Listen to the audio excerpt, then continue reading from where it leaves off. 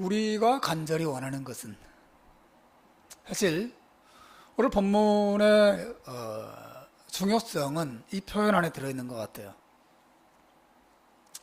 우리가 간절히 원하는 것이 있다. 우리가 여러분에게 간절히 원하는 것이 있습니다. 이렇게 히브리서 저자가 이야기하고 있습니다. 그냥 원하는 게 아니죠. 어떻게 원한다고요? 어떻게 원해요? 간절히 원한다 그랬어요. 그냥 want가 아니라 I desire 이렇게 말하고 있습니다. 나는 간절히 정말 열망한다. 정말 소원하는 것이 하나 있다. 이렇게 말하고 있습니다. 제가 이 간절히 원한다는 말에 여러분의 좀 초점을 두기 원하는 것은 이 성경 저자의 간절히 원하는 것은 성경 저자의 마음만이 아니라 이 성경을 우리가 기록해 주신, 그를 통해서 성경을 기록하게 하신 하나님의 간절한 마음을 담고 있는 것이기 때문에 그렇습니다. 그러므로 이렇게 말해도 좋아해요. 하나님께서 우리에게 간절히 원하시는 것이 있다고 하는 것입니다. 중요하죠, 그죠? 하나님께서 저와 여러분이 이렇게 하기를, 이렇게 되기를 간절히 원하시는, 여러분 늘 신자들이 가지는 고민 가운데 하나가 하나님의 뜻이 뭘까? 하나님 뜻을 알면 내가 뭘 어떻게 할 텐데? 그런 말 자주 하죠. 나는 하나님의 뜻을 몰라서 문제지 하나님 뜻만 알면 내가 뭘 할 수 있을 것 같아, 이렇게 말하는 사람 많은데 사실은 하나님의 뜻이 명백히 나타난 구절들이 많이 있습니다. 그 중 하나가 이것이에요. 하나님은 우리에게 간절히 원하시는 뜻을 오늘 본문에서 밝혀주고 계십니다. 그게 뭘까요? 본문에 이렇게 말합니다. 우리가 간절히 원하는 것은 너희 각 사람이 동일한 부지런함을 나타내어서 끝까지 소망의 풍성함에 이르기를. 따라서 합시다. 끝까지 소망의 풍성함에 이르라. 끝까지 소망의 풍성함에 이르라고 말하고 있어요. 소망의 풍성함에 이른다고 하는 것이 뭘까요? 여기 소망의 풍성함에 이른다고 하는 말은 일반적으로 말해서 소망하는 것이 이루어질 것이라고 강하게 확신하는 상태를 말합니다. 여러분이 꿈꾸는 것, 여러분이 바라는 것, 여러분이 소원하는 것, 여러분이 소망하는 것, 이것이 이루어질 것을 굳게 확신하는 상태예요. 이게 소망의 풍성함이에요. 소망이 없는 사람은 풍성함도 없겠죠, 당연히. 근데 소망이 있는 사람이라 하더라도 그 소망이 이루어질 것을 확신하지 못하고 있다면, 그리고 확신 속에 그 소망을 바라보고 있지 못하다면 그 사람은 소망의 풍성함에 이른 것이 아니죠. 소망을 가지고 있지만 너무 약해요. 여러분의 인생이 자동차라면 여러분의 인생이라고 하는 자동차가 가는 목적지가 소망이에요. 소망을 향하여 갑니다. 근데 그 소망을 향하여 가는 여러분의 인생 자동차 안에 확신이라고 하는 기름이 충만하게 채워져 있어야지 거기까지 갈 수 있거든요. 저 말 이해하시겠어요? 근데 소망을 바라보는 이 확신, 저 소망이 반드시 이루어질 거야, 나는 저기까지 가게 될 거야 라고 하는 확신이 없을 때 우리는 그 소망에 도달하지 못하고 도중에 주저앉고 말 것입니다. 여러분, 제가 지금 여러분에게 소망의 풍성함에 이르는 것이 무엇인지를 설명하고 있죠. 여러분, 소망을 가지는 것으로 충분하지 않아요. 물론 소망이 없는 것보다 소망을 가지는 게 좋죠. 근데 소망을 가지는 것으로 충분하지 않습니다. 여러분은 그 소망에 대해서 풍성한 확신을 가지고 있어야 합니다. 그런데 특히 여기서 말하는 우리가 소망하는 것이란 단순히 우리가 개인적으로 바라는 것, 우리의 계획을 말하는 게 아니에요. 여기서 말하는 소망은 우리들을 향한 하나님의 뜻, 우리들을 향한 하나님의 약속, 우리들을 향한 하나님의 계획, 그것이 이루어질 것을 확신 속에도 바라보는 것을 의미하는 거예요. 우리가 소망하는 것. 사도 바울이 로마서 8장 24절에서 이렇게 말합니다. 우리가 소망으로 구원을 얻었음에 보이는 소망이 소망이 아니니 보는 것을 누가 바라리요. 신자들이 소망하는 것이 무엇입니까? 대학입니까? 집입니까? 자동차입니까? 예뻐지는 것입니까? 신자들이 소망하는 것이 뭐예요? 물론 그런 것들 신자들 소망할 수 있어요. 저도 우리 집 아이들이 빨리 시집장가 가기를 소망합니다. 저도 바라는 소망이 있어요. 개인적인 소망들이 있죠. 그러나 여러분, 그런 소망들은 불신자들도 다 가지고 있는 소망이에요. 신자들만 가지는, 신자들만의 소망이 있습니다. 불신자들이 흉내낼 수 없는, 불신자들이 이해할 수도 없는 신자들만이 가지는 소망이 있습니다. 바울은 그걸 가르쳐서 보이지 않는 것을 향한 소망이라고 그랬어요. 모든 세상 사람들은 눈에 보이는 것을 소망합니다. 눈에 보이는 것을 얻고자 해요. 바울은 말합니다. 우리가 소망으로 구원을 얻었으면, 이 말은 믿음으로 구원을 얻는 게 아니라 소망으로 구원을 얻는다, 그 말이 아니라 구원 얻은 모든 사람들은 다 소망을 가지고 있다는 것이죠. 그런 뜻이에요. 그런데 보이는 소망이 소망이 아니라, 우리는 눈에 보이지 않는 것을 바라보는 소망을 가지고 있어요. 하나님은 눈에 보이지 않지만 우리는 그 하나님을 알고자 하는 소망이 있습니다. 하나님의 나라는 우리 눈에 안 보이죠. 그러나 그 하나님 나라를 향한 우리의 소망이 있죠. 하나님의 사랑은 눈에 보이지 않고 손에 잡히지 않아요. 그러나 그 하나님의 사랑을 향한 우리의 소망이 있습니다. 하나님의 영광, 우리 눈에 보이지 않아요. 하지만 우리는 그 하나님의 영광을 바라보는 소망을 가지고 있는 자들이에요. 그러니까 세상 사람들의 소망과 우리의 소망이 다른 것입니다. 저는 지금 여러분에게 이 본문을 오늘 우리가 처음에 읽은 본문을 설명하고 있어요. 오늘 이 히브리서 기자는 성도들에게 소망의 풍성함에 이르기를 요구하고 있습니다. 여기서 말하는 이 소망은 하나님의 약속, 하나님이 약속하신 것, 하나님이 약속하신 사랑, 하나님이 약속하신 나라, 하나님이 약속하신 축복, 하나님이 약속하신 그 계획, 그 계획이 이루어질 것이라고 굳게 확신하면서 그 확신 속에서 기뻐하고, 그 확신 속에서 애쓰고, 확신 속에서 감사하고, 확신 속에서 열정을 가지고 살아가는 삶을 의미하는 것이 소망의 풍성함에 이르기를.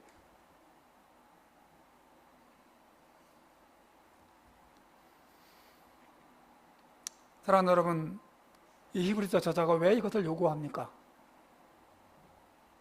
왜 신자들에게 소망의 풍성함을 요구하고 있죠? 그는 계속 11절에서 말하기를,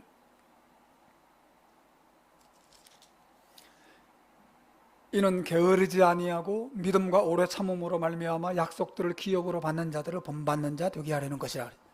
무슨 말입니까?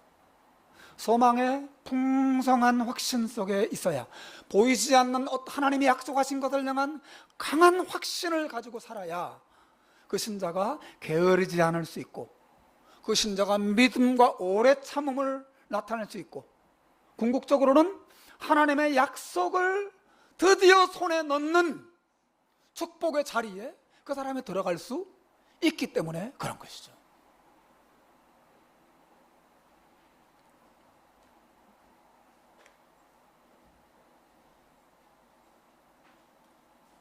사실 이 히브리서가 기록될 당시, 이 히브리서를 읽는 이 당시 신자들은 유대교를 믿던 사람들이었어요.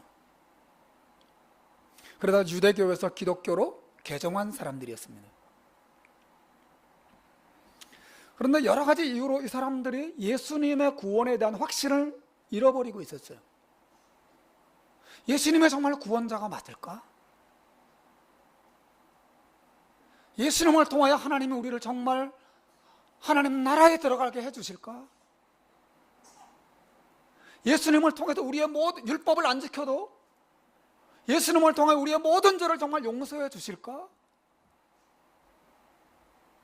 예수님에 대한, 예수님을 통해 하나님이 주신 놀라운 약속에 대한 확신이 그 당시 독자들에게 흔들리고 있었다고 하는 거죠. 그래서 다시 유대교로 돌아갈 위험이 있었어요. 정말 이해하시겠습니까? 따라서 이 사람들이 오늘 본문에 말하자면 소망의 풍성함을 잃어버리고 있었던 것이죠. 하나님의 약속하신 것이 이루어질 것이라고 하는 확신을 점점 잃어가고, 그래서 나태해지고, 그래서 유대교를 바라보고, 그래서 과거의 삶으로 돌아갈 위험이 그들에게 있었던 것이에요. 그래서 이 히브리서 저자는 그 독자들에게 이렇게 말합니다. 여러분, 다시 힘을 내십시오. 여러분, 제가 여러분에게 간절히 원하는 것이 있습니다. 여러분이 예전에 바라보았던 눈에 보이지 않는 그것들을 바라보면서 그것이 반드시 이루어질 것이라고 하는 풍성한, 소망의 풍성한 확신 속에 여러분이 다시 이르게 되기를 바랍니다. 그러면 게으르지 아니하고 믿음과 오래 참음으로 말미암아 약속을 기업으로 받는 자들의 축복된 자리에 여러분도 이르게 될 것입니다. 즉 이런 격려를 사실은 오늘 본문이 하고 있는 것이, 저 안에 사랑하는 여러분,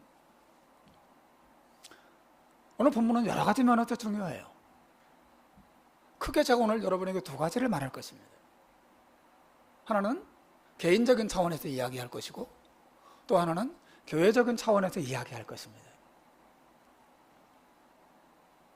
두 가지를 말할 텐데 그 두 가지 모두 공통점이 뭐냐면 소망의 중요성이에요. 소망이 얼마나 중요한가? 그 소망의 확신을 가진 것이 얼마나 중요한가? 짐승들은 고기나 풀만 있으면 힘이 나요. 그죠? 짐승들은 먹을 게 있고 누가 안 때리면 힘나요. 그런데 인간은 누가 때리지도 않고 먹을 것이 많이 있어도 소망을 이루면 힘을 잃습니다. 짐승의 힘은 고기와 풀이지만 인간의 힘은 소망에 있어요. 인간은 소망을 잃어버리면 죽습니다. 희망을 잃어버리면 사람은 죽는 것이에요. 걸을 수가 없어요. 무기력해집니다.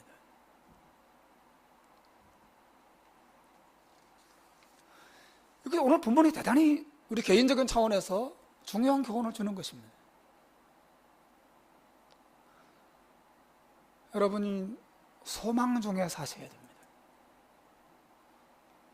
희망이 있어야 돼요. 어떤 희망?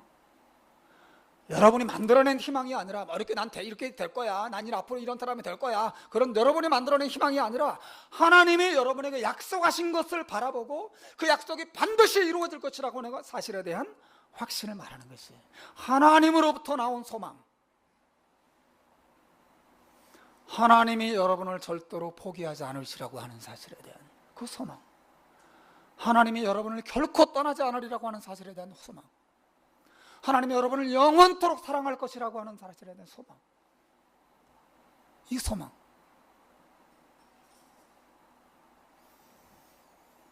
여러분이 소망을 잃어버리면 이 세상을 살아갈 수가 없어요.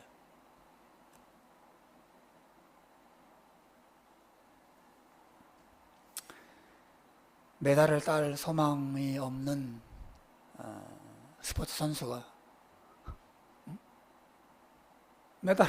메달을 딸 소망이 없어요. 근데 그 선수가 열심히 운동할 수 있겠어요? 훈련을 열심히 할 수 있겠습니까? 아유, 피곤한데 오늘 좀 쉬자. 아마 그럴 거예요. 네? 코치가 마음에 안 들어. 운동 때려칠래. 그렇게 하지 않겠어요? 소망을 이루면 주저앉는 법이죠.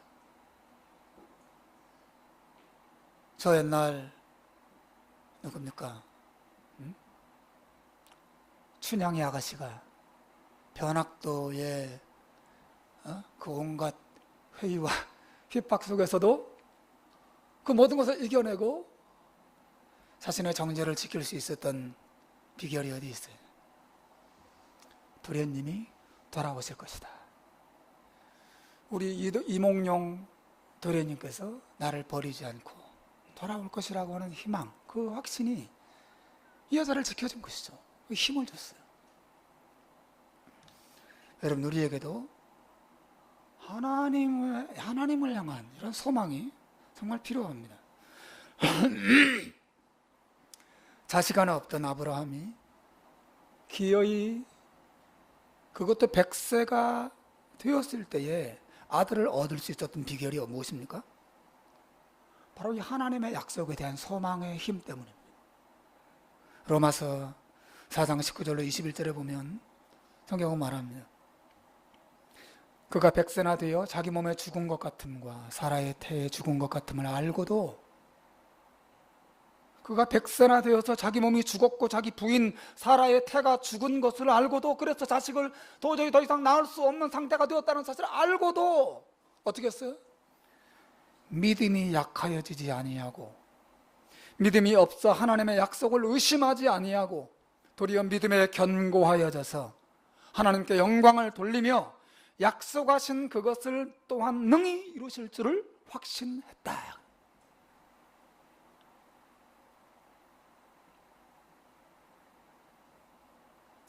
여러분, 놀라운 것이죠. 여러분, 이 아브라함이 나타낸 이것, 하나님께서 약속하신 그것을 능히 이루실 줄을 확신했다고 하는, 이게 바로 오늘 히브리서가 말하고 있는 소망의 풍성함 속에 살아가는 삶이에요. 소망의 풍성함. 사랑하는 여러분, 제 아무리 힘들어도 하나님께 소망을 두시기를 주님의 이름으로 축원합니다. 하나님께 소망을 두십시오. 앞이 안 보이십니까? 많은 어려움 속에 있습니까? 두려움이 여러분의 마음을 덮고 마음을 어둡게 하고 있습니까? 여러분의 소망을 여러분 자신에게 둔다면 여러분 넘어질 것입니다. 여러분의 소망을 자식들에게 둬도 여러분은 넘어질 것입니다. 여러분의 소망을 이웃에게 두고 친구에게 둬도 여러분은 넘어지게 될 것입니다. 그러나 여러분의 소망을 하나님께 두면 변하지 아니하시는 하나님, 영원하신 하나님, 살아계신 하나님, 무엇보다 우리를 사랑하시는 하나님, 그리고 신실하신 그 하나님이 흔들림 없는, 변함없는 소망이 되어 주실 줄로 믿습니다. 여러분, 소망의 풍성함 속에서 하나님께서 나에게 주신 그 약속들, 나를 사랑한다고 하신, 여러분, 저는 그들 믿습니다. 하나님 제게 약속하셨어요. 내가 너 사랑한다. 내 사랑은 영원할 것이다. 주님 약속하셨어요. 너는 내 나라에 올 것이다. 주님 약속하셨어요. 얼마나 좋은지 몰라요. 얼마나 좋은지 몰라요.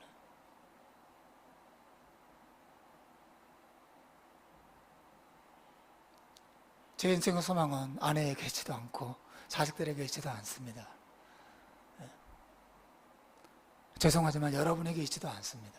제 소망은 하나님께 있습니다. 그래서 흔들리지 않을 수 있습니다. 그 소망만 흔들리지 않으면 흔들리지 않을 수 있습니다. 그러나 여러분의 소망의 닻을 사람들에게 두고 환경에 두고 여러 흔들리는 것에 닻을 두면 그 흔들림과 함께 여러분의 닻도 빠져버리고 여러분의 배는 망망대해로 밀려 떠내려가게 될 것입니다. 여러분, 하나님보다 더 위대하신 분이 계실까요? 하나님보다 더 영원하신 분이 계실까요? 여러분의 소망의 닻을 하나님과 그분의 약속에 두시기를 주님의 이름으로 축원합니다. 흔들리지 않을 것입니다. 흔들리지 않을 것입니다.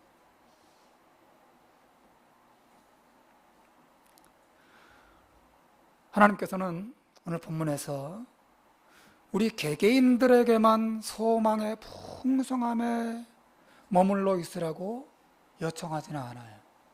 앞에서 말씀드린 것처럼 제가 또 하나 말씀드리고 싶은 것이, 이것을 개인적인 차원만이 아니라 교회적인 차원에서도 여러분에게 함께 나누고 또 적용하기 원합니다.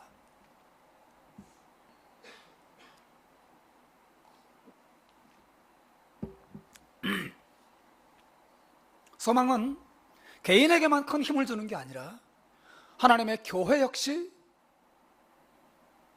힘을 줘요.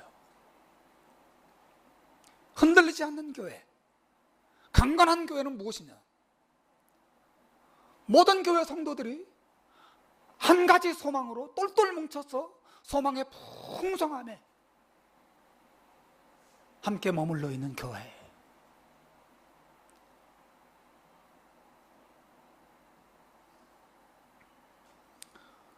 좋은 성적을 내는 축구팀의 특징을 생각해 보세요. 잉글리시 프리미어리그, 호주의 축구리그, 한국의 K리그, 축구팀들 많죠? 1위 팀도 있고 2위 팀도 있고 꼴찌 팀도 있어요. 근데 좋은 성적을 내는 팀들은 공통점이 있어요. 뭐예요? 모든 선수들이 감독을 중심으로 우리 팀은 우승할 거야, 우리 팀은 이번 경기에서 이길 거야 라고 하는 그 소망으로 똘똘 뭉쳐져 있어요. 그러나 꼴찌팀의 대부분의 특징이 뭐예요? 다 소망이 없어요. 딴 팀 찾아봐야지. 다 이 생각만 하고 있는 거죠. 사랑하는 여러분, 오늘 하나님께서 우리에게 말씀하십니다. 우리가 간절히 원하는 것은 여러분들이 소망의 풍성함에 이르기를 바랍니다. 소망을 가지고 교회 출석하고, 소망을 가지고 예배하고, 소망을 가지고 교제하고, 한 가지 소망으로 온 교회가 하나 되고, 그리고 그 소망을 향하여 한 마음으로 달려가는 교회가 될 때 그 교회는 힘을 잃어버리지 않습니다. 교회의 힘은 사람 수에 있지 않습니다. 결코 그렇지 않습니다. 교회의 힘은 소망을 향해서 한 마음으로 가는 데 있습니다. 그 소망이 주는 힘. 우리 교회 오래 나오신 분도 계시고 이제 막 출석하신 분도 계실 거예요. 지금 출석하는 교회든 아니면 예전에 출석했던 교회든 그 교회 출석하실 때 여러분의 소망이 있었나요? 어떤 소망을 가지고 함께 달려가는 신앙생활을 했었습니까? 만약에 그랬었다면 여러분은 정말 훌륭한 신앙생활을 했었던 겁니다. 개인적인 소망이 아니라 이 교회를 향한, 또 교회를 통하여 하나님이 이루고자 하시는 공동체 차원에서의 소망.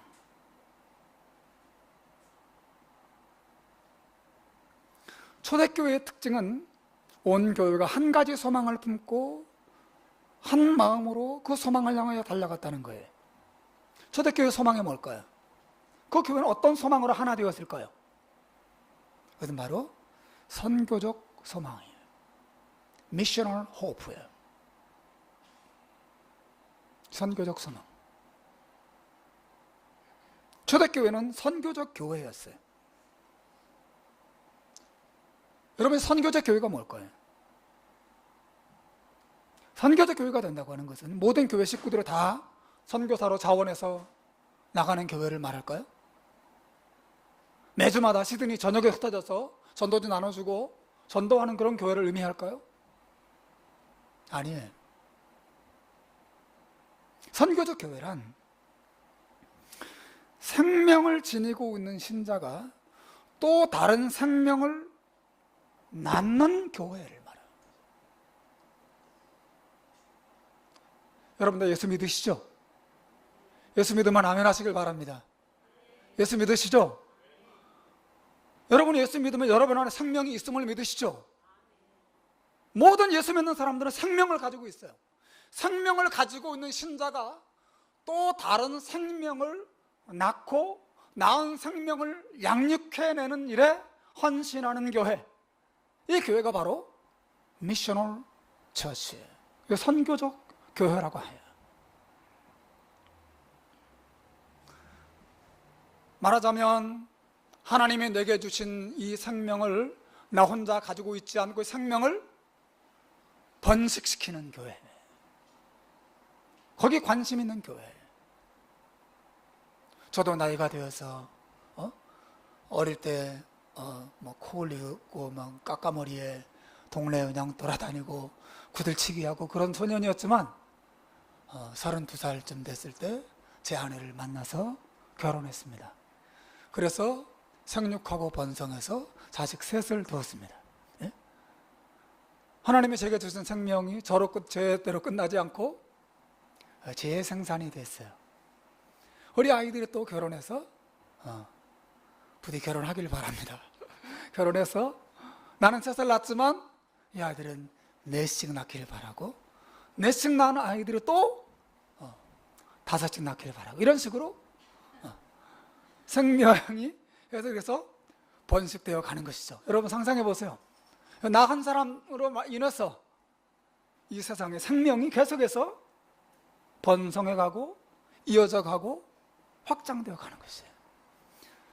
여러분 선교적 교회 뭔지 이해하시겠죠? 그죠? 하나님께서 아담과 하와를 창조하신 후에 주신 축복이 뭐예요? 생육하고 번성하라고 하는 거예요. Be fruitful and multiply. 생육하고 번성하라. 이것이 하나님께서 아담과 하와를 창조하신 다음에 그들에게 생명을 주신 후에 그 생명을 통해서 이루라고 주신 명령이고 이루라고 주신 축복이에요. 생명을 왜 주셨어요? 번식시키라고 주신 거예요. 번식시키라고.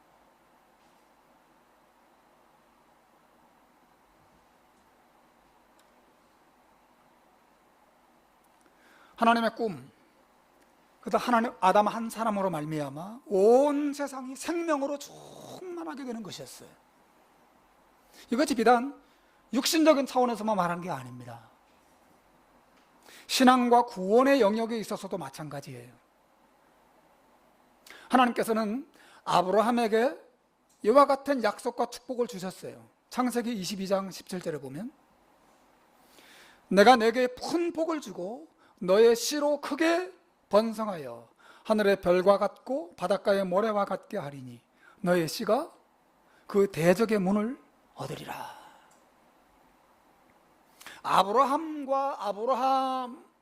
한 사람과 아브라함을 통해 태어날 그 자손을 말미암아 온 세상에 하나님의 백성이 하늘의 별처럼 바닷가의 모래알처럼 많아지는 것을 하나님 바라보셨습니다. Be fruitful and multiply. 생육하고 번성하라. 하나님께서 아브라함 한 사람을 통해서 하나님의 백성이 온 세상에 충만하게 되는 소망을 하나님이 계획을 가지신 것이죠.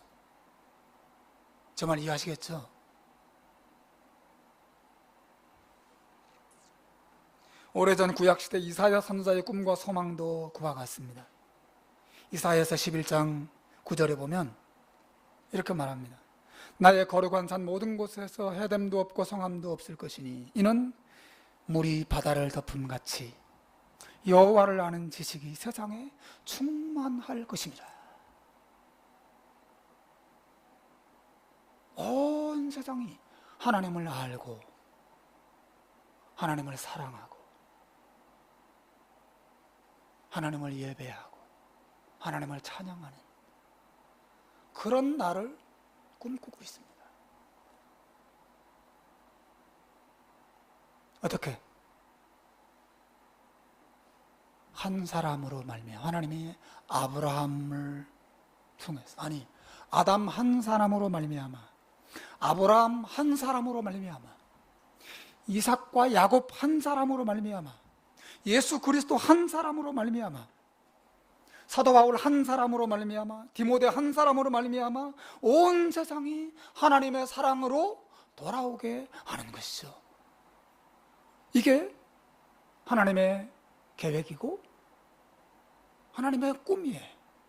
그리고 초대교회는 이 하나님의 꿈을 자신들의 꿈으로 받아들였습니다. 그리고 그들은 물론 열심히 전도도 하고 가는 곳마다 예수의 사랑을 전했지만 그들 안에서도 열심히 서로 사랑하고 또 예수 믿지 않는 친구들을, 예수 믿지 않는 가족들을 예수 믿도록 하는 일에 자신의 삶을 아낌없이 드리는 삶을 살았다.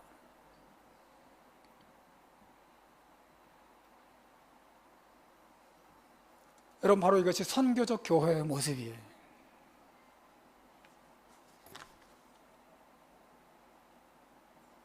선교적 교회는 이 소망, 나 한 사람으로 말미암아 수많은 생명이 이 땅에 번식되게 하리라고 하는 이 소망으로 하나 되어 있는 교회예요. 여러분, 주보를 한번 보시죠. 주보 받으셨죠? 주보 앞면을 한번 보시죠. 뭐가 있습니까? 뭐가 있나요? 네, 사과인데 어떻게 알았어요? 시커먼데. 사과처럼 생겼죠, 그죠? 네, 사과 맞습니다. 여러분, 거기 사과를 보시고 사과에 씨가 한 몇 개나 들었습니까? 사과 안에 든 씨를 셀 수 있습니까? 사과 안에 들어있는 씨 셀 수 있죠. 네 개 정도 있죠, 그죠? 서너 개 정도 들어있죠. 그런데 씨 안에 들어있는 사과도 여러분 셀 수 있을까요?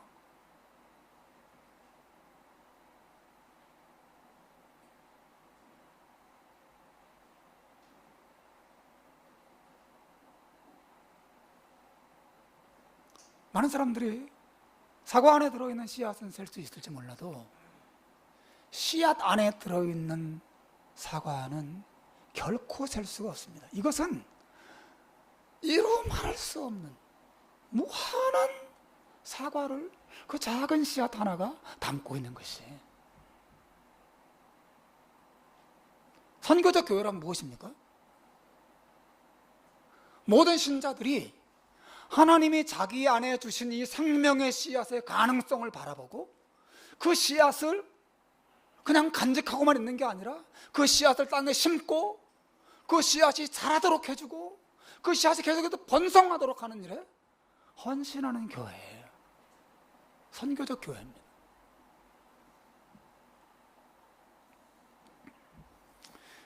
우리들 안에 하나님의 심겨주신 생명의 씨앗이 있어요. 예수 구원의 소식을 아는, 예수님을 믿는 그 믿음, 그 지식, 그게 바로 우리에게 하나님이 주신 씨앗이죠. 하나님의 사랑을 아는 그 마음, 그게 바로 하나님 우리에게 주신 씨앗이에요.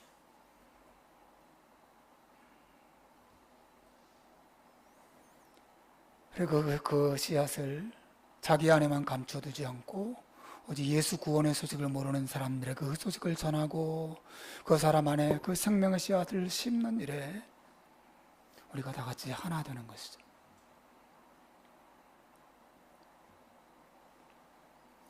저는 선교적 교회가 나 한 사람으로 말미암아 헤아릴 수 없이 많은 사람을 구원하고자 하시는 하나님의 계획에, 하나님의 부르심에 응답하는 교회라고 믿습니다. 응답하는 것입니다. 응답하라 1988이 아니라 응답하라 하나님의 교회예요. 하나님의 이 부르심. 교회는 씨앗을 모아놓은 창고가 되어서는 안 됩니다. 씨앗만 잔뜩 모아놨어요. 수백 개의 씨앗이 있어. 수천 개의 씨앗이 교회 안에 있어요. 그러나 그 씨앗들이 씨앗 자체로만 있으면 그 교회는 창고예요. 씨앗 창고. 우리 안에 하나님이 주신 이 구원의 씨앗, 생명의 씨앗, 예수 사랑의 씨앗을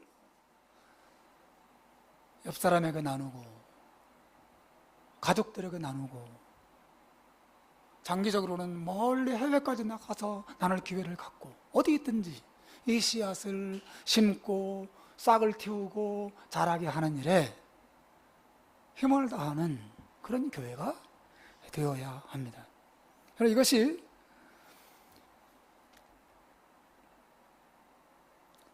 저는 우리 교회가 앞으로 이런 교회로 나아가려고 합니다.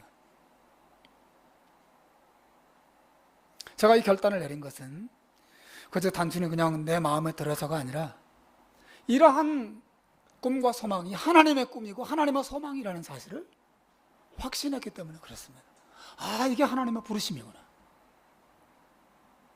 생육하고 번성하라. 생육하고 번성하라.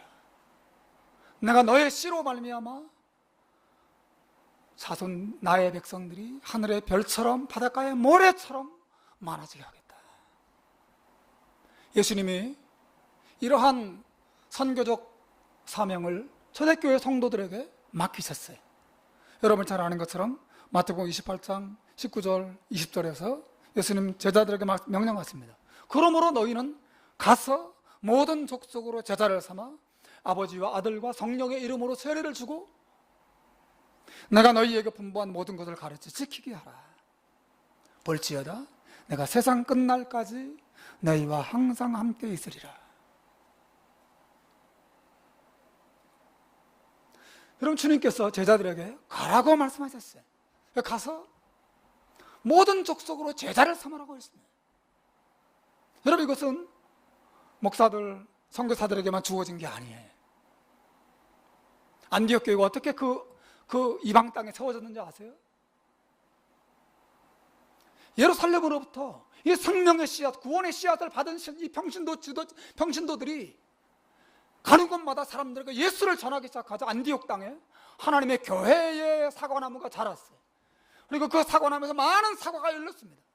그리고 그 사과의 씨앗들이 또다시 퍼져서 수많은 사과들이 온 세상에 맺히기 시작했다고 하는 것이죠.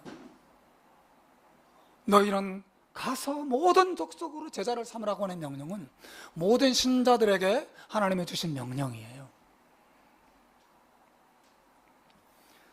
사도 바울의 꿈과 소망도 그것이죠. 그는 디모데에게 이렇게 말합니다.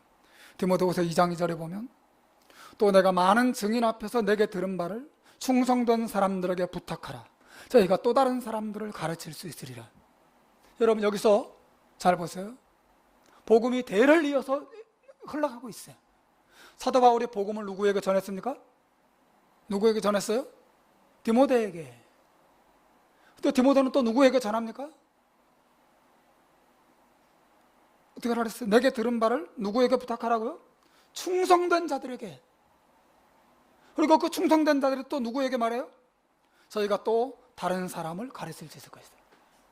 바울이 생명의 도를 디모데에게, 또 디모데가 충성된 자들에게, 충성된 자들이 또 다른 사람들에게.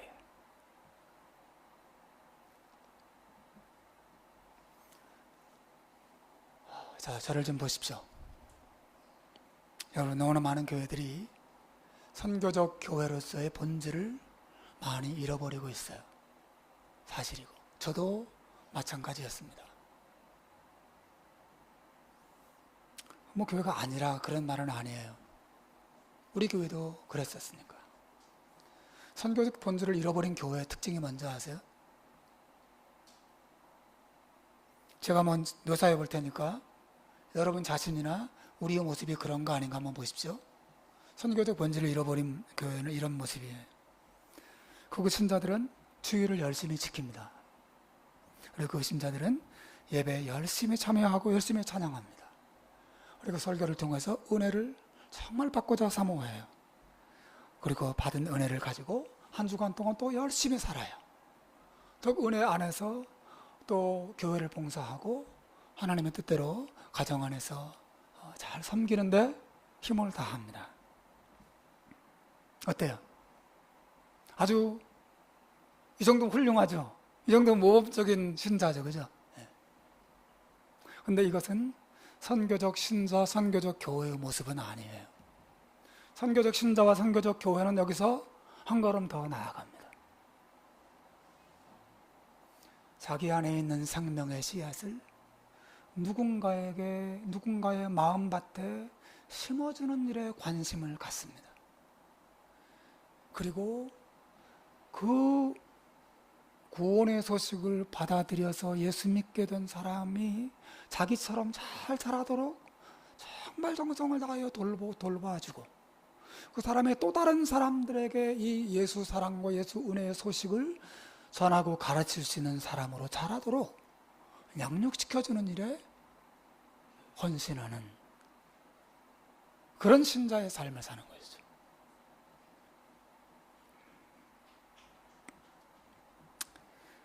우리 교회는 이 소망을 품고 가려고 합니다. 이 소망. 꿈은 이루어진다. 아브라함이 자기의 자손이 땅에 하늘의 별처럼 바닷가의 모래알처럼 많아질 것 항상 바라보면서 이 소망을 가지고 하나님께 순종하며 살았던 것처럼 우리도 이 소망을 가지고 신앙생활을 해야 됩니다. 저는 앞으로 우리 교회에 1:1 양육 과정을 도입하게 될 것입니다.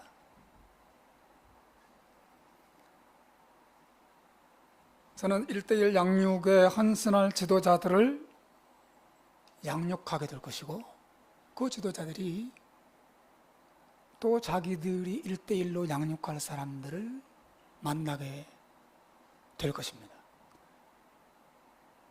그래서 양육받은 사람들은 또 다른 사람을 양육할 수 있는 사람으로 자라게 될 것입니다.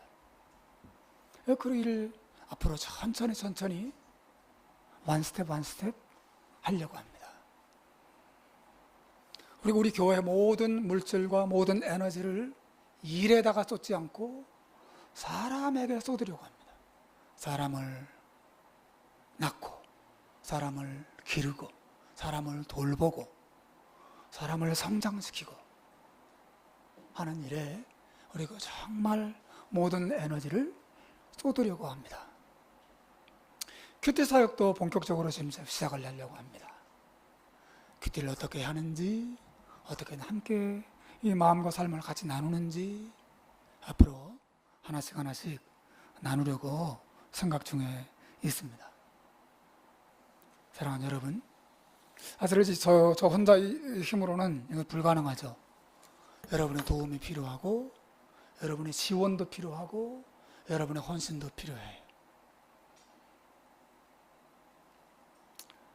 하지만 한 사람이 생명을 낳고 생명을 기르는 이 교회의 소망이 성경적이고 하나님이 주신 소망이 분명하다면 우리는 비록 더디고 어려움이 있더라도 이 길을 천천히 가려고 합니다. 사랑하는 여러분, 여러분이 가진 이 구원의 이 소식 안에서 누군가를 여러분이 거듭나게 하고 거듭난 사람을 또 누군가를 양육해 본 경험이 있으세요? 또 지금 여러분의 신앙생활 안에서 누군가를 돌보고 있는 분이 계신가요?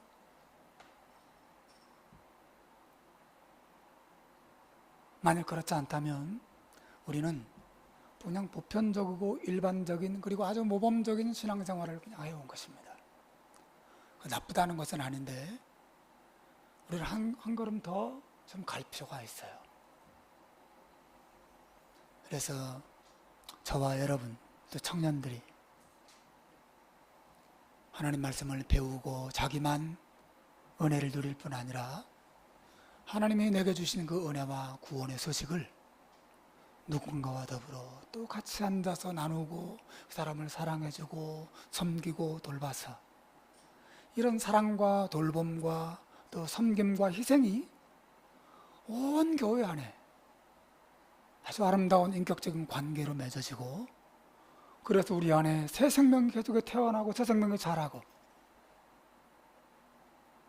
더 나아가서 장기적으로는 우리 교회 안에서 아주 좋은 선교사가 단기로 혹은 장기로 세계 곳곳에 파송되고 이 생명의 씨앗이 우리 안에 우리 교회가 씨앗을 모아놓은 창고와 같은 역할을 하는 게 아니라 씨앗을 뿌리는 농부와 같은 역할을 하는 그런 교회가 되도록 제가 기도하면서 헌신하면서 또 수고하고 애쓰려고 합니다. 사랑하는 여러분, 오늘 제가 설교를 크게 두 가지를 했어요.